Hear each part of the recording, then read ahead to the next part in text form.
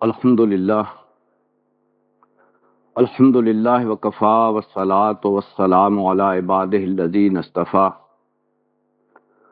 اما بعد فاعوذ باللہ السمیع العلیم من الشیطان الرجیم بسم اللہ الرحمن الرحیم وَأَقِيمُوا الصَّلَاةَ وَآتُوا الزَّكَاةَ وَأَطِيعُوا الرَّسُولَ لَعَلَّكُمْ تُرْحَمُونَ صدق اللہ العلی العظیم وصدق رسولہ النبی الکریم رب اشرح لی صدری ویسر لی امری واحلل عقدۃ من لسانی یفقہوا قولی اللہم ربنا الہمنا رشدنا وعذنا من شرور انفسنا آمین یا رب العالمین۔ حضرات، سورہ فاتحہ کے اختتام پر ہم نے عبادت رب پر ایک سٹنگ میں اس حقیقت کو جانا تھا کہ عبادت رب کیا ہے۔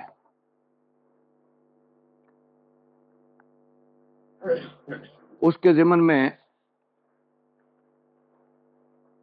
یہ جانتے ہوئے کہ عبادت رب پوری زندگی میں اللہ کی اطاعت ہے، ذکر آیا تھا عبادات کا، کہ اگر تشبیہ دی جائے ہمارے دین کو اور عبادت کو، اس میں پہلی چھت قرار دیا جائے تو وہ چھت جو ہے کچھ ستونوں پر کھڑی ہے، اور جتنے بھی ستون مضبوط ہوں گے اتنی ہی چھت مضبوط ہوگی، اور یہ ممکن ہی نہیں ہو سکتا کہ ستون نہ ہو اور پھر کوئی چھت پڑ جائے۔ لیکن یہ بھی نہیں ہے کہ صرف ستون کھڑے کر کے کوئی شخص یہ کہے کہ میں نے عمارت بنا دی ہے۔ تو چونکہ ان ستونوں کی بڑی اہمیت ہے، جسے نبی اکرم صلی اللہ علیہ وسلم نے ارکان اسلام قرار دیا ہے، تو آج ہم تفصیل کے ساتھ انہی کے بارے میں جانیں گے۔ وہ ارکان اسلام جو ہیں ان کی کیا حیثیت ہے، ان کی اہمیت کیا ہے، اور نبی اکرم صلی اللہ علیہ وسلم نے اپنی زندگی میں ان کی ادائیگی کی کیا صورت اختیار کی، اور ان کے بارے میں کیا تلقین فرمائی۔ تو آپ کو معلوم ہے کہ ہمارے دین کے 5 ارکان ہیں۔ پہلا رکن تو ہے ایمان، اس چیز کا اقرار کرنا کہ اللہ کے سوا کوئی معبود نہیں ہے، کوئی عبادت کے لائق نہیں ہے، اور محمد رسول اللہ صلی اللہ علیہ وسلم اللہ کے بندے ہیں اور رسول۔ یہ تو ہے بنیاد۔ اس پر 4 ستون ہیں جن پر جو ہے وہ پورے دین کی عمارت کھڑی ہے۔ وہ 4 ستون ہیں نماز، روزہ، زکوٰۃ اور حج۔ چنانچہ نبی اکرم صلی اللہ علیہ وسلم نے انہیں ستون ہی قرار دیا ہے۔ ارکان کہتے، رکن کہتے ہیں ستون کو۔ ایک دوسری حدیث میں بھی آپ نے فرمایا الصلاۃ عماد الدین، نماز جو ہے یہ دین کا ستون ہے۔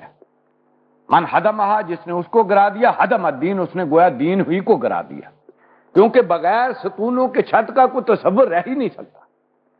اس لیے ان کی اہمیت ہے کہ یہ مضبوط ہوں گے، کوئی انسان ان ستونوں کو جو ہے وہ صحیح رکھے گا تو اس کا دین صحیح رہے گا۔ اگر اس کے اندر کوئی کمی آئے گی تو اتنی ہی اس کا جو ہے وہ عمارت جو ہے اتنی بودھی ہوگی، اس کی کوئی حیثیت نہیں ہوگی۔ آج ہم جانیں گے ان کے بارے میں کہ نبی اکرم صلی اللہ علیہ وسلم نے ان کی کیا تقسیم کی ہے، ان کے بارے میں کیا تلقین کی ہے، اور کون سی چیزیں ہیں کہ جو ان چاروں ہی عبادات کے بارے میں ہمارے ذہن میں رہنی چاہیے۔ پہلی تو ہم دیکھتے ہیں ان کی تقسیم۔ جو بھی عبادات ہیں ان کی ایک جو بنیادی تقسیم ہے وہ یہ ہے کہ ان میں سے کچھ چیزیں ہیں جو اللہ نے فرض کی، جن کے بارے میں قرآن مجید میں بار بار تاکید آتی ہے کہ ان کو اختیار کرو۔ اقیموا الصلاۃ وآتوا الزکاۃ، نماز کو قائم کرو اور زکوٰۃ دو۔ اسی طرح حج کے بارے میں ہے کہ جس کے لیے بھی استطاعت ہے اور وہ حج نہ کرے تو پھر اس کا اللہ کے دین کے ساتھ کوئی تعلق نہیں۔ اسی طرح رمضان کے روزوں کے بارے میں آپ کو معلوم ہے قرآن مجید نے صراحت کے ساتھ یہ کہہ دیا کہ جس کی زندگی میں بھی رمضان آئے فلیصم ہو، اسے روزے رکھنے چاہیے۔ تو وہ چیزیں ہیں کہ جو اللہ نے اپنی کتاب میں جن کو فرض قرار دیا ہے عبادات میں، تو وہ ہیں فرائض۔ کچھ عبادات ایسی ہیں جو نبی اکرم صلی اللہ علیہ وسلم نے خود اختیار کی، اللہ کی طرف سے کوئی حکم نہیں، انہیں کہتے ہیں نوافل، یا احادیث میں ان کا جو ان کے بارے میں لفظ آتا ہے وہ ہے تطوع۔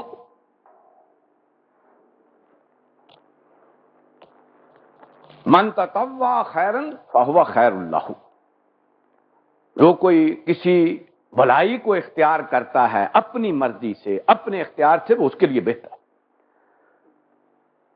تو اسے کہتے ہیں مکتوبہ، اور یہ ہیں تطوع، یا اس کا معنی جو ہے وہ نوافل ہے۔ نوافل بھی اسے کہتے ہیں جو فالتو چیز۔ نبی اکرم صلی اللہ علیہ وسلم نے ان فرائض کے ساتھ جن چیزوں کو اختیار کیا ہے ان کی پھر مزید تقسیم ہے، اور وہ تقسیم بھی آپ کے فرمان اور عمل کی بنیاد پر ہے۔ چنانچہ جن نوافل کے بارے میں نبی اکرم صلی اللہ علیہ وسلم نے حکم دیا ہے کہ ان کو ادا کرو، اور ساتھ خود بھی مستقل عمل کیا ہے، وہ ہمارے لیے واجب قرار پائے۔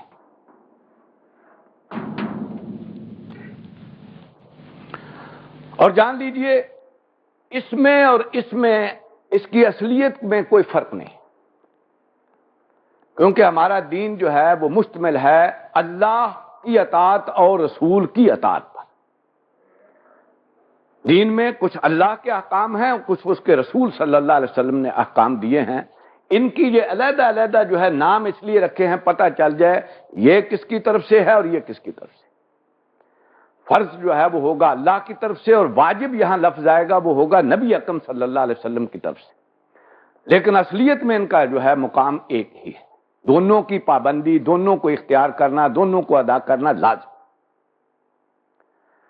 پھر کچھ نوافل ایسے ہیں جن کے بارے میں نبی اکرم صلی اللہ علیہ وسلم نے ترغیب دی ہے، تشویق دلائی ہے، حکم نہیں، اور خود مستقل عمل کیا، وہ ہمارے لیے سنت موقدہ بن گئے۔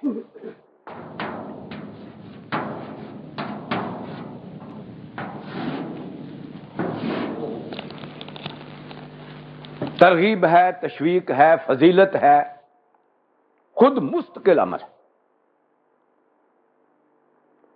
بعض نوافل وہ ہیں جن کے بارے میں ترغیب ہے، تشویق ہے، لیکن عمل مستقل نہیں، کبھی ادا کیے ہیں کبھی نہیں ادا کیے، تو وہ ہمارے لیے بن گئے سنت غیر موقدہ۔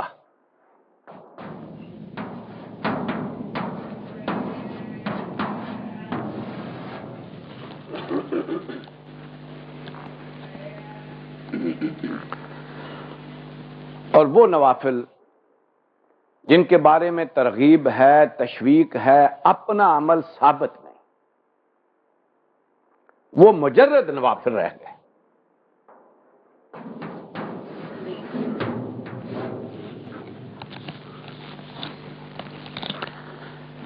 کیونکہ اگر ان پر کوئی عمل ثابت ہوتا تو سنت بن جاتے۔ سنت کہتے ہی نبی اکرم صلی اللہ علیہ وسلم کے طریقے کو، کہ جن چیزوں کو آپ نے کیا، جن پر عمل کیا، ہمارے لیے وہ سنت ہے، وہ طریقہ ہے نبی اکرم صلی اللہ علیہ وسلم کا۔ کسی چیز کو ادائیگی کا جو طریقہ ہے وہی سنت کہلاتا ہے۔ تو یہ ہے تقسیم جو ان تمام عبادات کے بارے میں ہے۔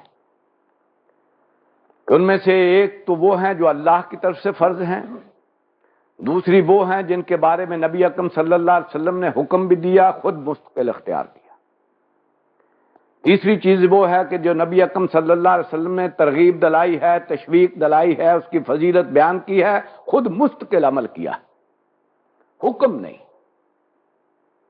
وہ ہمارے لیے سنت موقدہ ہے۔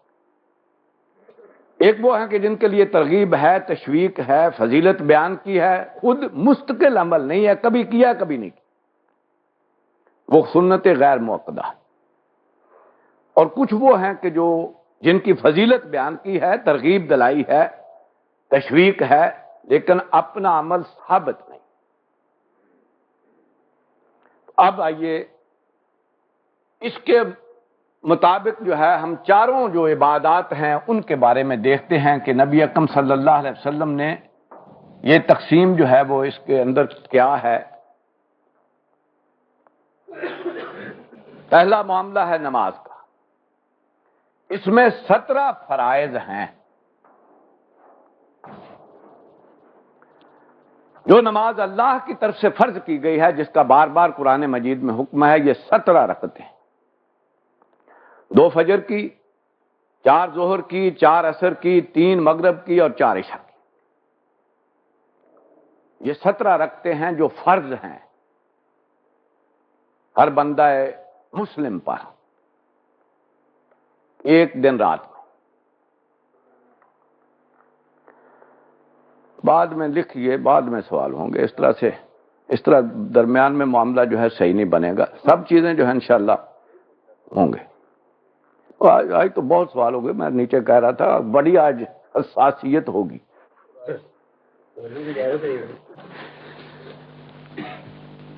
یہاں پر وطر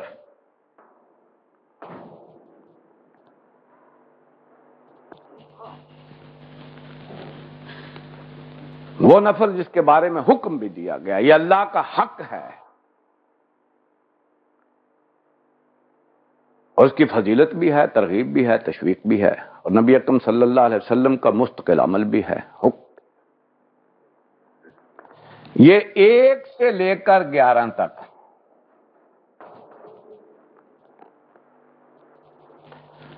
اصل میں یہ حصہ ہے نماز تہجد کا، اس لیے پوری نماز تہجد کو بھی نماز وطر کہہ دیتے ہیں، وہ 11 رکعتیں ہیں۔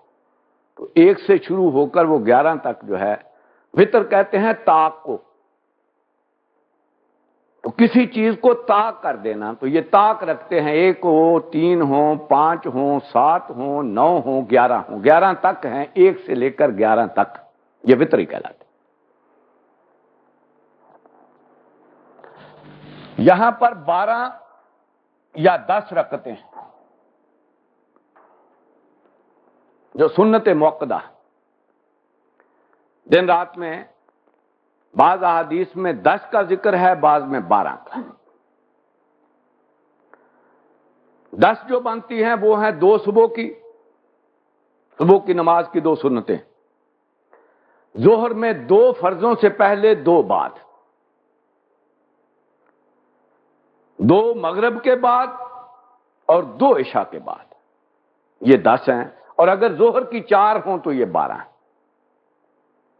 دونوں ہی کے بارے میں احادیث میں ذکر ہے، 10 کا بھی ہے، 12 کا بھی ہے۔ آپ کا معمول جو ہے کبھی آپ نے 12 پڑھی ہیں، کبھی 10 پڑھی،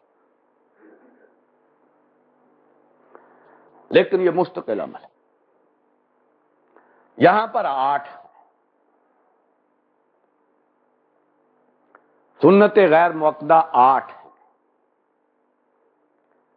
4 عصر سے پہلے اور 4 عشاء سے پہلے۔ یہ 8 رکعتیں ہیں کہ جن کے بارے میں ترغیب ہے، تشویق ہے، فضیلت ہے، لیکن کبھی آپ نے پڑھی ہیں، کبھی نہیں، مستقل عمل نہیں۔ باقی رہ گئے نوافل، یہ کافی لمبی ڈیٹیل ہے۔ یہاں پر اشراق ہے،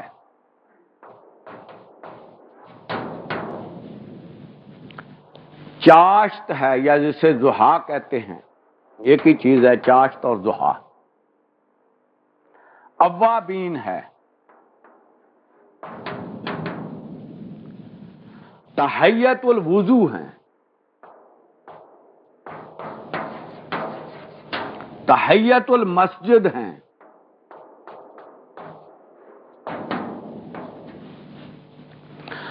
اور ہمارے لحاظ سے تہجد۔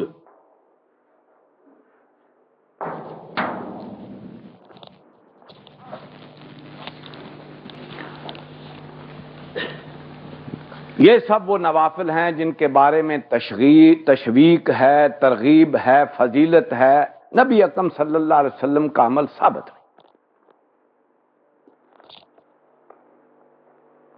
اس میں یہ اشراق ہے، بالکل سورج تھوڑا سا چڑھ جائے تو 10-15 منٹ بعد، یہ چاشت ہے، یہ کوئی 9-10 بجے، یہ اوابین ہے مغرب کے بعد، یہ تحیت الوضو ہیں، جب بھی کوئی وضو کرے تو فضیلت ہے کہ 2 نفل پڑھ لے۔ چنانچہ حضرت بلال رضی اللہ تعالیٰ عنہ کے بارے میں یہی خصوصیت ہے ان کی کہ نبی اکرم صلی اللہ علیہ وسلم نے فرمایا میں نے معراج میں دیکھا ہے تم میرے آگے آگے چل رہے تھے، کون سا تمہارا عمل ہے جس کی وجہ سے تم جو ہے تمہیں یہ فضیلت ملی ہے؟ حضرت بلال رضی اللہ تعالیٰ عنہ نے فرمایا کہ اور تو کوئی مجھے یاد نہیں، ایک مجھے عمل یاد ہے کہ میں جب بھی وضو کرتا ہوں 2 رکعتیں پڑھتا ہوں۔ اسی طرح تحیت المسجد ہے، یہ مسجد کا حق ہے، جب بھی آپ مسجد میں جائیں وہ وقت ایسا ہو جس میں نفل پڑھنے منع نہ ہو تو نفل پڑھ کے بیٹھیے، 2 رکعتیں پڑھ کے بیٹھیے، یہ مسجد کا حق ہے۔ تہجد اس لیے ہمارے لیے نفل ہے کہ نبی اکرم صلی اللہ علیہ وسلم پر فرض تھی،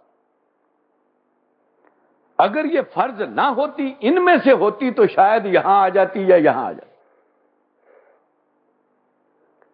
کیونکہ آپ پر وہ فرض تھی اس لیے ہمارے لیے نفل بن گئی۔ اگر وہ نوافل میں سے ہوتی تو پھر اس کے لیے جتنی فضیلت اس کی ہے ان میں سے کسی کی اتنی نہیں ہے جتنی اس کی فضیلت، اور جتنی تشویق اس کے بارے میں اور ترغیب دلائی ہے کسی اور نفل کے لیے نہیں ہے ان میں سے جتنی اس کے لیے۔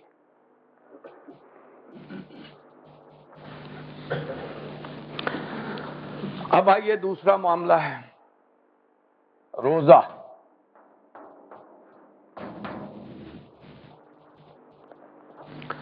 تو آپ کو معلوم ہے کہ رمضان کے روزے فرض ہیں،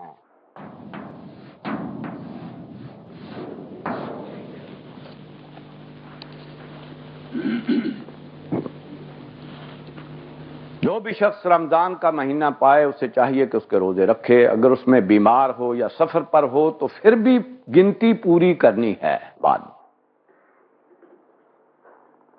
ہاں کوئی ایسا ہی آدمی ہو کہ جو بالکل شیخ فانی ہو جس کے لیے ممکن ہی نہ ہو تو وہ پھر ایک آدمی کا کھانا کھلائے، روزہ رکھوائے اور افطار کروائے، اس کے لیے گنجائش ہے، باقی ہر شخص پر فرض ہے۔ یہاں جو ہے روزوں کے بارے میں یہاں کوئی نہیں ہے، واجب نہیں ہے کوئی بھی۔ یہاں پر آئیے تو یہاں عاشورہ،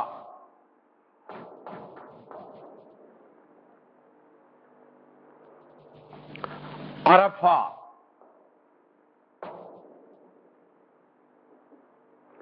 اور 3 روزے ہر ماہ،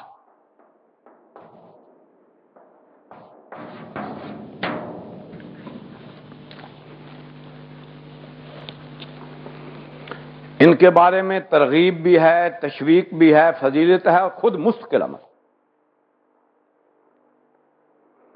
عاشورہ ہے محرم کی 10 تاریخ، لیکن نبی اکرم صلی اللہ علیہ وسلم نے آخری سال یہ اندیا دیا، آپ نے فرمایا کہ اگلے سال اگر میں زندہ رہا تو 2 روزے رکھوں گا 9-10 کا۔ کیوں؟ یہ اصل میں عاشورے کا روزہ جو ہے یہ آپ نے اختیار کیا مدینے میں آ کر یہود کی اتباع میں، یہود یہ روزہ رکھتے تھے۔ آپ نے پوچھا بھائی کیوں رکھتے ہو؟ تو انہوں نے کہا کہ حضرت موسیٰ علیہ السلام کو اس دن فرعون سے نجات ملی تھی، فرعون غرق ہوا تھا، ہم شکرانے کے طور پر اس دن کا روزہ رکھتے ہیں۔ تو آپ نے فرمایا ہم تم سے زیادہ حقدار ہیں موسیٰ کے، اس لیے ہم بھی روزہ رکھیں۔ لیکن لاسٹ سال جو ہے یہ آپ نے خواہش ظاہر کی کہ ان سے علیحدگی بھی ہو جائے، ان کے ساتھ مماثلت نہ رہے، اگلے سال ہم 2 روزے رکھیں، اس لیے 9-10 ہے، اور اگر 9 رہ جائے تو 10-11، یعنی 2 ملانے ہیں اس کے ساتھ، 2 کی گنتی۔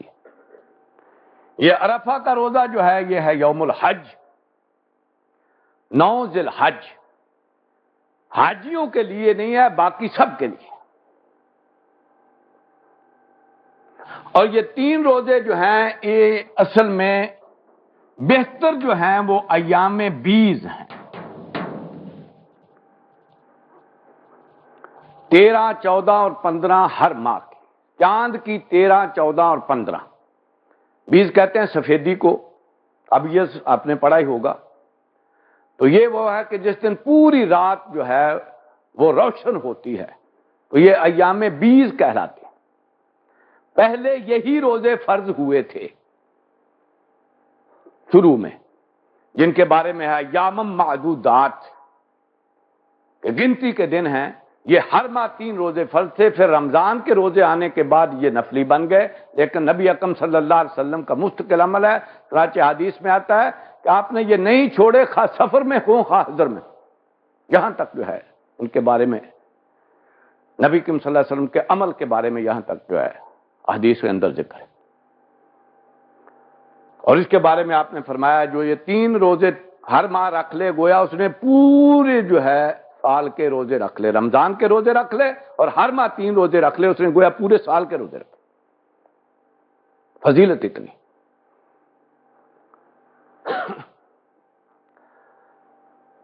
یہاں نہیں ہے. پھر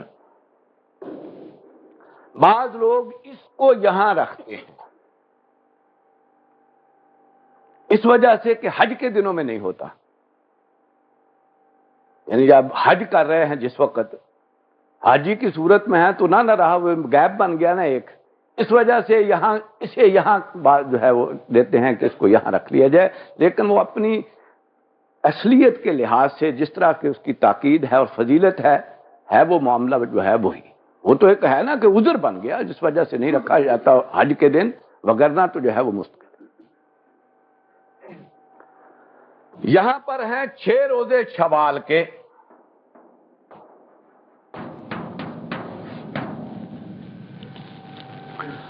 رمضان کے فوراً بعد جو مہینہ آتا ہے عید کا دن چھوڑ کر اس سے آگے 6 روزے. فضیلت یہ ہے کہ 6 روزے یہ مستقل رکھے جائیں متواتر، یعنی 2، 3، 4، 5، 6، 7 شوال. ان کے بارے میں بڑی فضیلت ہے، لیکن آپ کا عمل نہیں ثابت نہیں ہے کہ آپ نے رکھے ہوں. فضیلت بہت اس کی بیان کی، اس لیے نفلی. اور اگر کوئی رکھنا چاہے روزے نفلی تو بہتر ہے سوموار اور جمعرات کا روزہ. ان 2 دنوں کے بارے میں ترغیب ہے. اگر کوئی علیحدہ علیحدہ کوئی روزے رکھنا چاہتا ہے نفلی تو بہتر ہے سوموار کے دن کا اور جمعرات کا. اور مجرد صرف جمعے کا روزہ منع،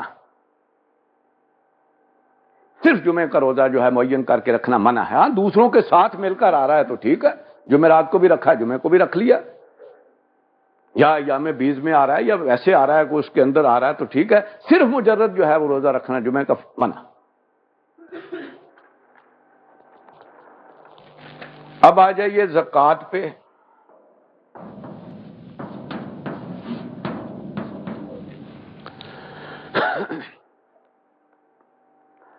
تو مال کا 2.5% اور جنس کا عشر 1/10.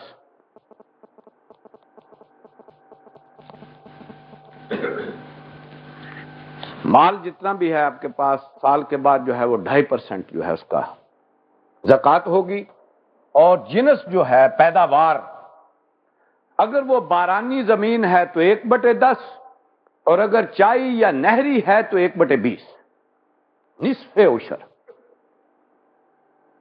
کیوں؟ اس میں پانی کے لیے آدمی کو خرچ کرنا پڑتا ہے، اور بارانی میں اللہ بارش برساتا ہے تو اس میں 1/10 ہے، لیکن چائی کے لیے نصف عشر 1/20. واجب میں فطرانہ ہے.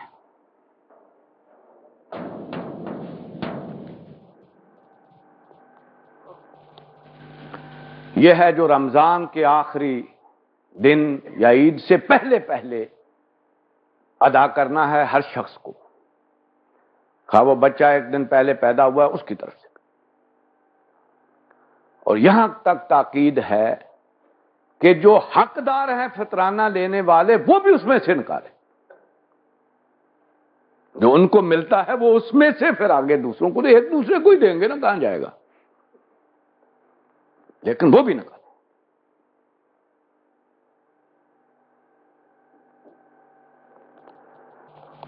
یہاں ہے قربانی سنت موقدہ میں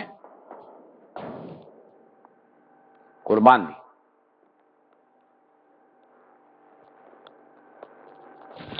سنت غیر موقدہ میں عقیقہ ہے۔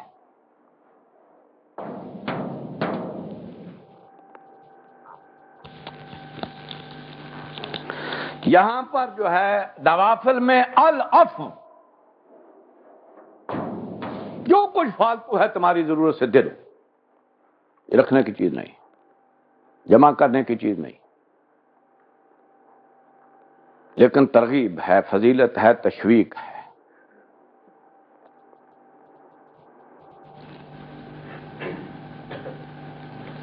اب آئیے چوتھے کی طرف، حج۔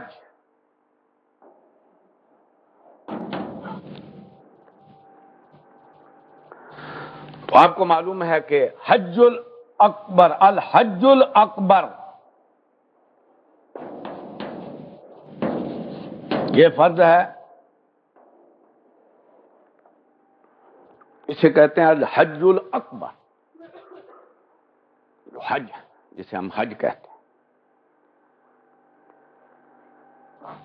اس میں واجب کوئی نہیں ہے، سنت موقدہ نہیں ہے، سنت غیر موقدہ میں ہے الحج الاصغر، یعنی عمرہ۔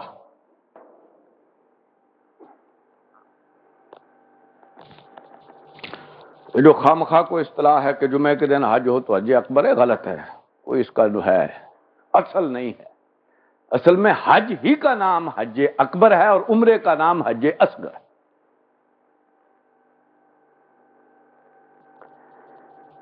ان کے درمیان ایک چیز ہے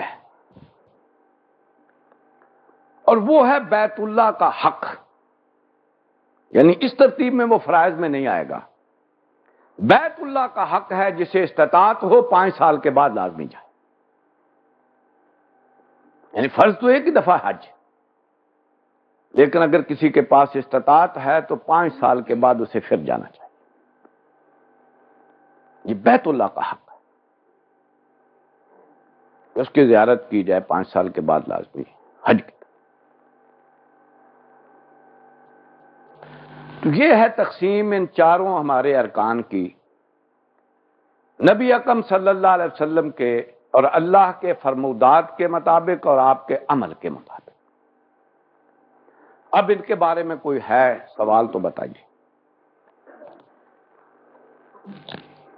یہ پہلا سوال ہے جی، یہ جو عبادات کے سلسلے میں یہ نوافل میں یہ جو یا واجب میں تراویح جو آئی ہیں، تراویح سے متعلق، تو ان کے کیا جو ہے شرعی حیثیت ہے قرآن سنت کی روشنی میں؟ نماز تراویح جو ہے یہ رمضان سے متعلق ہے اور نبی اکرم صلی اللہ علیہ وسلم نے اس کی بڑی ہی فضیلت بیان کی، بڑی ترغیب، لیکن رکھا اسے نفل ہی۔ چنانچہ اس خطبے میں کہ جو نبی اکرم صلی اللہ علیہ وسلم کا خطبہ جو ہے، آپ کو معلوم ہے کہ آپ نے خطبہ دیا شعبان کے آخری دن، تو اس میں یہی ہے کہ اس کے روزے فرض ہیں اور اس کا قیام تطوع ہے، وہاں بھی لفظ یہی آیا ہے، لیکن فضیلت کے لحاظ سے فرض کے برابر ہے۔ آپ نے فرمایا من صام رمضان ایمانا و احتسابا غفر له ما تقدم من ذنبه، اور من قام رمضان ایمانا و احتسابا غفر له ما تقدم من ذنبه۔ فضیلت یہاں تک بیان کی، جس نے روزے رکھے ایمان اور احتساب سے اللہ کی رضا کے لیے یا آخرت کی جزا کے لیے، اس کے سارے پہلے گناہ معاف ہو جاتے ہیں۔ اور اس طرح فرمایا جس نے قیام کیا رات کا، رمضان کی رات کا، اللہ کی رضا کے لیے اور آخرت کی جو ہے جزا کے لیے اس کے بھی سارے گناہ معاف ہو. ترغیب یہاں تک ہے، تشویق یہاں تک ہے. دوسرا وہ معاملہ جو ہمارے اندر باعث نزاع ہے، وہ اچھی طرح جان لیجئے نبی کریم صلی اللہ علیہ وسلم نے کوئی تراویح پڑھی ہی نہیں. اب آپ جھگڑتے رہیں اس میں 20 ہیں کہ 10 ہیں کہ 8 ہیں. آپ نے کوئی علیحدہ نماز جو ہے رمضان کے لیے کوئی پڑھی نہیں. بالکل وہی پڑھی ہے جو پہلے پڑھتے تھے، اور وہ آپ پر فرض تھی. 11 رکعتیں تو پڑھتے تھے، وہی پڑھے ہیں، وہ آپ پر فرض تھی بھائی، وہی پڑھی ہے. کوئی سپیشل تو پڑھی نہیں کہ رمضان کے لیے سپیشل پڑھی ہو جس پر ہم جو ہے اب فیصلہ کریں 8 ہیں کہ 20 ہیں کہ کیا ہے کہ کیا. یہ نوافل ہیں. یہ اس کا الٹرنیٹو ہو سکتی ہے، اس کا سبسٹیچیوٹ ہو سکتی ہے نماز تہجد کا. اگر آپ دیکھیں گے نبی اکرم صلی اللہ علیہ وسلم کی طرف منسوب پڑھیں گے تو آپ نے پڑھی ہی تہجد کے وقت. 7 بجے پڑھنا شروع کر دیتے ہیں. بس یہ تو پھر اب لڑائی ہے اس پر کہ 8 پڑھنی ہے اور 20 اور 1 گھنٹے میں دونوں فارغ ہو جاتے ہیں اور اسے کہتے ہیں قیام لیل. 9 بجے فارغ اور ساتھ حق ہو گیا قیام اللیل، رات کا قیام ہو گیا. جو بھی ہو مطلب پھر اس پہ اطلاق کرتے ہیں قیام اللیل کا. رات کا کھڑا رہنا جو ہے کس نے روکا نیند سے اسے؟ کون سی نیند اس کی روکی ہے؟ اس سے تو پہلے ہی اس سے بعد میں سوتا تھا. اور قرآن جو ہے اللہ کے ہاں تو رمضان جو ہے اور قرآن جو ہے وہ تو سفارش کرے گا اس بنیاد پر.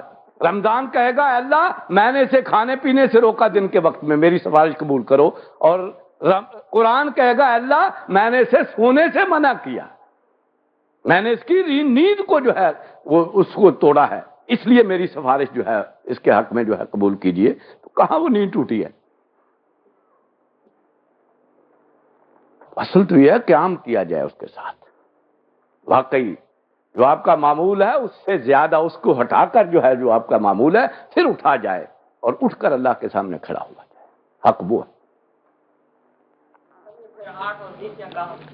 یہ 8 اور 20 جو ہیں یہ دونوں بتا دوں پھر کہاں سے آئی ہیں. 8 تو آ گئی اسی سے، تہجد ہی سے، کیونکہ 3 دن نبی اکرم صلی اللہ علیہ وسلم نے مسجد میں نکل کر پڑھی ہیں، لیکن اسی وقت تہجد کے وقت لوگ بھی ساتھ شامل ہو گئے. آپ تیسرے دن آئے ہی نہیں، پھر چوتھے دن آئے ہی نہیں، اور اسی لیے کہہ دیا کہ کہیں آپ پر فرض نہ ہو جائے. اس لیے اس سے تو 8 بن گئیں، اور یہ 12 رکعتیں اور 8 جو ہیں تہجد والی یہ مل کر 20 بنتی ہیں. بعد میں ان دونوں کو اختیار کیا گیا کہ یہ نبی کریم صلی اللہ علیہ وسلم نے ان کے بارے میں بڑی تشویق اور ترغیب دی ہے 20 رکعتوں کی، تو چلو رمضان میں اور ایک 20 جو ہیں وہ ہو جائیں، اتنے نفل پڑھ لیے جائیں جن کے بارے میں نبی کریم صلی اللہ علیہ وسلم نے ترغیب دلائی ہوئی. تو یہ جی صحابہ کرام کے دور میں بھی 20 ثابت ہیں، 8 بھی ثابت ہیں، 20 بھی ثابت ہیں. یہ نوافل ہیں بھائی، اس پہ لڑنے کی کوئی ضرورت نہیں. جتنی استطاعت ہو لیکن قیام کیجیے، اتنے پڑھی، اس میں کوئی قدغن نہیں. بعض لوگوں نے اسی زدہ میں اپنے آپ کو محروم کر دیا ہے. اب جو اہل حدیث رات ہے وہ 9 بجے ہی وہ پڑھ کر 8 فارغ، ساری رات فارغ. اب کوئی پڑھنی ہی نہیں جی، 8 ہی ثابت ہیں، آگے پڑھنی ہی نہیں. کیا کرو گے ساری رات بھائی؟ قیام کہاں ہوا؟ خواہ کو جو ہے وہ زدہ میں اپنا نقصان کر لیا. بھائی نوافل ہیں، اس میں کون سی کہاں پابندی ہے کہ آپ نفل نہیں پڑھ سکتے؟ پڑھیے. اور دوسرے جو 20 جس رفتار سے پڑھتے ہیں وہ تو کوئی کہیں بھی اس کا کوئی جواز نہیں. اس رفتار سے پڑھنا جو ہے گویا کہ وہ تو نماز نہ پڑھنے کے مترادف ہے، جس طرح سے وہ تیزی دکھائی جاتی ہے۔ قرآن مجید بھی پیچھے سمجھ نہیں آتا، اتنی رفتار سے حافظ صاحب جو ہے چل رہے ہوتے ہیں کہ پیچھے جسے مانے کوئی کم از کم قرآن مجید میں آتے ہیں اس کے تو سر درد شروع ہو جاتا، کر کیا رہا ہے، اس کے پلے کچھ نہیں پڑتا۔ میرا تو تجربہ ہے، میں نے ایک دو دفعہ کوشش کی کہ پیچھے پڑھ لوں، مجھ سے تو نہیں پڑھی گئی، وہ پتہ ہی نہیں چلنے دیتے، مطلب فالو ہی نہیں کر سکتے آپ، اتنی تیزی سے وہ پڑھتا ہے کہ آپ ذہن کے اندر اسے فالو ہی نہیں کر سکتے، تو ذہن میں تو سر درد شروع ہو جاتی ہے، کیا کر رہا ہے۔ یہ نہیں ہے، نوافل میں تو ہے آہستگی، اختیاری نماز ہے آپ کی، اور اختیاری نماز میں جلدی، یہ کون سی کوئی ہے اس کے ساتھ مطابقت؟ نہ پڑھیے بھائی، اگر اتنی ہی مصیبت ہے تو، نہیں تو ٹھہر ٹھہر کر اسے پڑھیے۔ ہاں بس وہ نمبر ٹنگنے والی بات ہے، خواہ مخواہ کو بنا لیا نا معاملہ۔ جی جی جمعے کو تو یہ زیادہ ہو جاتی ہے نا، بہت زیادہ ہے۔ نہیں بھائی، جمعے کو بھی زیادہ نہیں ہے، ویسے پڑھ لیں جتنی جی چاہیں، ویسے نوافل ہیں، لیکن جمعے کے دن بھی یہی ہیں۔ ایسا پہلی 4 سنتوں کے بعد میں کہیں ذکر نہیں ہے جمعے کے دن پڑھنے کا، 2 رکعتیں پہلے، اور جمعے کے بعد اگر وہیں پڑھتے ہیں تو 4 ہیں، گھر میں جا کر پڑھیں تو 2 ہیں، اگر مسجد ہی میں پڑھتے ہیں تو موقدہ 4 ہیں، گھر میں جا کر پڑھتے ہیں تو 2 ہیں، باقی غیر موقدہ جتنی جی چاہے نفل پڑھتے رہیں، اس میں کوئی پابندی نہیں ہے، لیکن موقدہ 6 ہی ہیں اس دن۔ ابھی اچھا جی، ان کے بارے میں تو اور نہیں ہے کوئی؟ یہ اپنا آپ نے کہا کہ یہ 11 جو ہے، ہاں 11 ہاں، اس کی ڈویژن کیسے ہوتی ہے؟ 3 2 یہ دیکھیے، اصل میں نماز تہجد کا حصہ ہے وتر، تو تہجد کو وتر کرنا ہے، اب جتنی اختیار کر لیں، 3 پڑھ لیں، 5 پڑھ لیں، 7 پڑھ لیں، 9 پڑھ لیں، 11 ہیں، 11 پڑھ لیں۔ نیت کیسے کریں گے؟ ہاں 2 رکعتیں پڑھیں، اگر ایک پڑھنا ہے تو 2 نفل پڑھتے جائیں، لاسٹ پہ وتر کی نیت کرنی ہے ایک ہی، اور کیا، جیسے 3 کی کرتے ہیں ویسے ایک ہی کرنی ہے۔ ان 3 میں بھی 2 نفل ہیں، ایک وتر ہے، جو آپ اکٹھے پڑھتے ہیں نا، حقیقتاً اس میں بھی وہ پہلے 2 نفل ہیں، وتر ایک ہی ہے، اسے ملا کر پڑھ لیں، خواہ علیحدہ پڑھ لیں، یہ آپ کو آپشن ہے۔ ہاں یہی 3 ہی نہیں، 5 بھی پڑھے جا سکتے ہیں بیک وقت ایک ہی سلام سے، 7 رکعتیں بھی ایک ہی سلام سے پڑھی جا سکتی ہیں، 9 رکعتیں بھی ایک ہی سلام سے، اور 11 بھی ایک ہی سلام سے بھی سارے پڑھے جا سکتے ہیں۔ ہاں جو بولنا تو ہے پھر علیحدہ علیحدہ پڑھ لو، لیکن اگر اکٹھے پڑھنا چاہیں تو اکٹھے پڑھنا چاہیں گے، پھر 3 کے بعد جب 5 7 آئیں گی تو اس میں درمیان میں کہیں تشہد نہیں ہوگا۔ جی ہاں جمعے کی 4 رکعتیں جو بعد میں آپ نے فرمائی، جی، سنت موقدہ ہیں جو مسجد میں پڑھے، نہیں نہیں نہیں نہیں نہیں، وہ نہیں ہے معاملہ، بالکل نہیں ہے، وہ یہ خامخواہ کا مغالطہ ہے، وہ وہیں تھا اور وہیں ختم ہو گیا۔ یہ سنت موقدہ ہیں 4، اگر مسجد میں پڑھے تو نبی کریم صلی اللہ علیہ وسلم کا عمل ہے، گھر میں جا کر پڑھو تو 2 ہیں، اور فضیلت گھر میں جا کر پڑھنے کی ہے۔ یہ جتنے بھی نوافل ہیں یہ سارے ہی گھر میں پڑھنے افضل ہیں بنسبت مسجد کے، ان کے بارے میں پھر بات کرتے ہیں، وہ علیحدہ ہے۔ یہ آپ نے کہا کہ یہ تحیت المسجد اور تحیت الوضو، یہ جب ان کے 2 نفل پڑھتے ہیں جب نفل پڑھنے کا وقت ہو، تو یہ نفل پڑھنے کا وقت کون سا ہے؟ ہاں 2 اوقات ایسے ہیں کہ جن کے نفل پڑھنا منع ہے، نماز فجر کے بعد سورج نکلنے تک، اور نماز عصر کے بعد سورج غروب ہونے تک، یہ 2 اوقات ہیں جن میں نفلی نماز منع ہے۔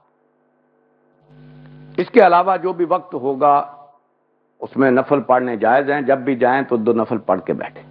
لیکن نماز فجر سے پہلے جی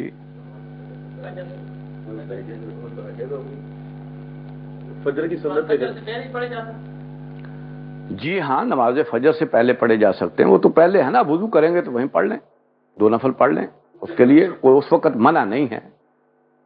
نبی اکرم صلی اللہ علیہ وسلم کا معمول جو ہے اس لحاظ سے وہ ذکر آتا ہے، آپ سحر ہونے کے بعد، طلوع فجر کے بعد صرف 4 ہی رکعتیں پڑھتے تھے، یعنی 2 سنتیں 2 فرض. اس لحاظ سے ذکر ہے کہ آپ اس سے زیادہ نہیں پڑھا کرتے تھے، لیکن وہ ٹائم ایسا ہے کہ جس میں نفل پڑھنا منع نہیں ہے، اس لیے اس وقت آپ نے وضو کیا تو پڑھ لے 2 رکعت. تمام کی مقدار نہیں آپ نے دکھائی جو شراب چاش تمام اس میں جو ہے ویریشن ہے، یہ 2 سے لے کر 4 تک ہیں، یہ 2 سے لے کر 12 تک ہیں، یہ 6 رکعتیں ہیں، باقی 2 تحیت الوضو اور تحیت المسجد 2 ہیں. یہ اشراق جو ہے 2 بھی ہیں، 4 رکعتیں بھی ہیں. چاش جو ہے 2 سے لے کر 12 تک ہیں. اوابین جو ہے وہ 6 رکعتیں ہیں. جی اوابین 6 رکعتیں، شاید وہ میرے علم میں نہیں ہے بات. نہیں جناب، تہجد کے بارے میں ہے جتنے بھی آپ اختیار کرنا چاہیں کر لیں، خواہ 5 کر لیں، خواہ 3 کر لیں، خواہ 7 کر لیں، خواہ 9 کر لیں، خواہ 11 کر لیں. 11 سے نہیں پڑھنا. نہیں، 11 سے زیادہ جو ہے آپ کا معمول نہیں ہے. اس سے پہلے جو ہے کبھی آپ نے 7 بھی پڑھے ہیں، کبھی آپ نے 9 بھی پڑھی ہیں، کبھی آپ نے 5 بھی پڑھی. وہ کیا ہوتا ہے بھائی؟ زوال کے وقت نماز پڑھنا منع، تو وہ تو نفل ہے، جیسے جی چاہے پڑھے آپ. کیونکہ دیکھیے نا، جو وقت ایسا ہے جس میں نفل پڑھنا منع ہے، اسے چھوڑ کر باقی سارا وقت نفل پڑھنے کا ہے، جتنے جی چاہے پڑھیں، کوئی قدغن نہیں ہے، کوئی پابندی نہیں. یہ اصل میں دیکھیے ہر شخص کا اپنا رجحان ہوتا ہے، اس لیے اللہ تعالیٰ کے رسول نے صلی اللہ علیہ وسلم نے کوئی اس پر پابندی نہیں لگائی. بعض لوگ ہیں جنہیں نماز پڑھنے میں زیادہ دلچسپی ہے، بعض ہوں گے جو قرآن پڑھنے کی طرف زیادہ رغبت ہوگی، بعض ہوں گے جو ذکر و اذکار کی طرف ان کی زیادہ مناسبت ہے. تو جو بھی نفلی چیزوں میں سے جدھر بھی آپ کا دل زیادہ لگتا ہے وہ کیجیے، وہ تو آپ کے نفع کی چیزیں ہیں، جتنی جی چاہے انہیں اختیار کیجیے. اس میں کوئی ایسا نہیں ہے کہ یہی کیا جائے اور یہ نہ کیا جائے. اچھا جی، جی یہ 17 رکعتیں نبی اکرم صلی اللہ علیہ وسلم نے معین کی ہیں، کیونکہ 5 نمازوں کا جو حکم ہے، 5 اوقات میں کیا کیا رکعتیں ہیں، یہ نبی اکرم صلی اللہ علیہ وسلم نے معین کی، وحی ہی کے ذریعے. کتابوں میں حقیقی کو سورت موقدہ کے قاعدہ میں لکھا گیا نہیں، یہ غیر موقدہ ہے، موقدہ نہیں. میں یہ تو لوگوں کو خواہ مشقت میں ڈالنے والی چیز ہے. سر آپ نے فرمایا کہ روزے جو ہیں یہ واجب نہیں ہیں، تو جو منت کے روزے مانے جاتے ہیں وہ واجب نہیں ہو جاتے ہیں؟ وہ تو آپ نے خود اپنے اوپر واجب کیا ہے نا. آپ پر کو منت ماننا واجب تو نہیں ہے نا، منت ضرور مانیے. شریعت نے کوئی آپ پر واجب نہیں کیا، آپ خود اپنے اوپر جس کو واجب کر لیں، ٹھیک ہے، آپ کا اپنا اختیار ہے. آپ کہیں اللہ یہ کام کر 2 نفل پڑھ دوں گا، تو اس طرح کرتے جائیے. اپنے اوپر جتنے لاگو کرنے ہیں وہ تو اپنی مرضی سے اپنے اوپر جو ہے جتنا بوجھ ڈالا ہے. شریعت نے کہیں ان کو نہیں رکھا. فکرانے کی مقدار اور اس کا صحیح مولویوں سے پوچھ لیجیے.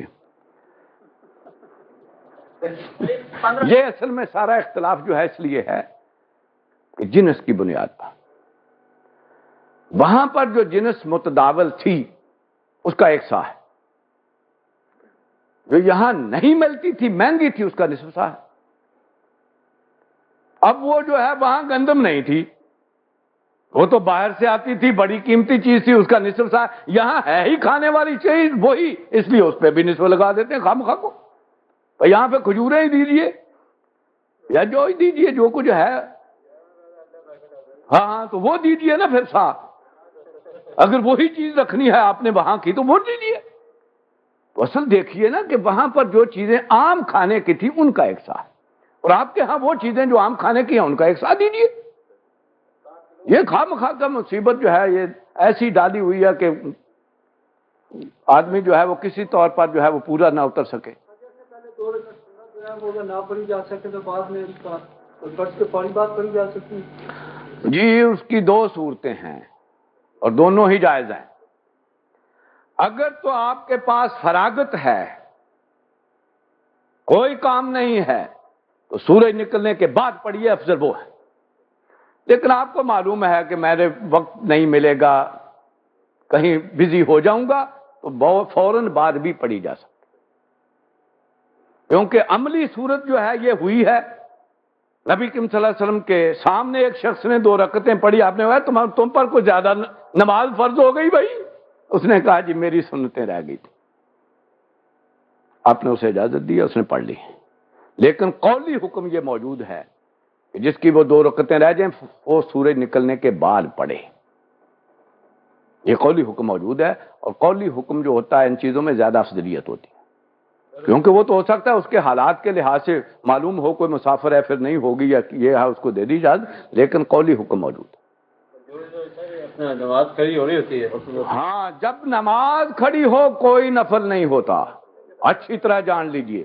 ہاں، اگر اس نے مکمل کر لی ہے، 2 رکوع تک چلا گیا ہے تو کر لے، اگر وہ ایسا نہیں ہے، پہلے ہی ہے ابھی نہیں کی، تو اسی وقت جو ہے اسے ختم کر کے فرض میں شامل ہو، بعد میں پڑھ لے۔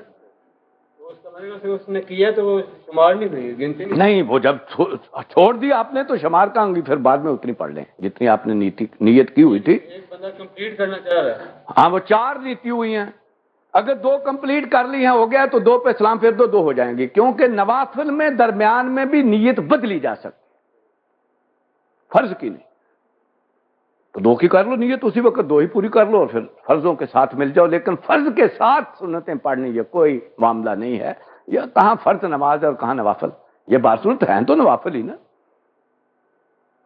وہ سنت جو رہ گیا وہ پھر 2 ہی پڑھیں گے بعد میں کہ جی بعد میں جتنی آپ نے نیت کی تھی وہ رہ گئی، اگر تو 2 کی نیت کر لی نا، 2 پڑھ لی پوری تو کوئی نہیں، لیکن اگر 4 ہی کی آپ کی نیت تھی اور نہیں ہوئی، چھوڑ دی آپ نے، تو 4 پڑھنی، بعد میں پھر 4 پوری کرنی جتنی بھی آپ نے کی ہے۔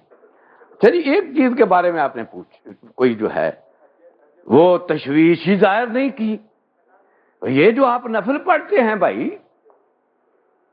2 زور کے ساتھ پڑھتے ہیں، 2 مغرب کے ساتھ پڑھتے ہیں، 4 عشاء کے ساتھ پڑھتے ہیں، بھائی وہ کہاں گئے؟